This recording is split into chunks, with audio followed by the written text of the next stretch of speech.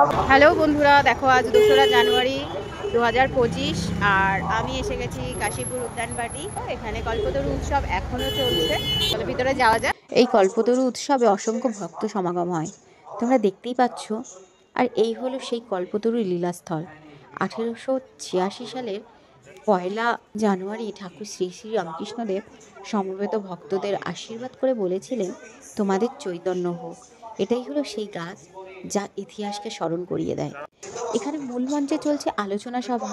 দেখো বন্ধুরা, আমরা এখন উপস্থিত হয়েছি সেই বাড়ির সামনে যেখানে ঠাকুর শ্রী শ্রী রামকৃষ্ণদেব তার শেষ জীবনের কয়েকটা দিন কাটিয়েছিলেন।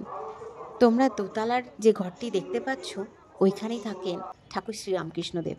1885 সালের 11 ডিসেম্বর থেকে 1886 সালের 15 আগস্ট এই সময় তিনি এখানে বাস করেন। এবং তোমরা নিচে বাঁদিকে যে ঘরটি দেখতে পাচ্ছ, ওইখানে থাকতেন মা সারদা দেবী।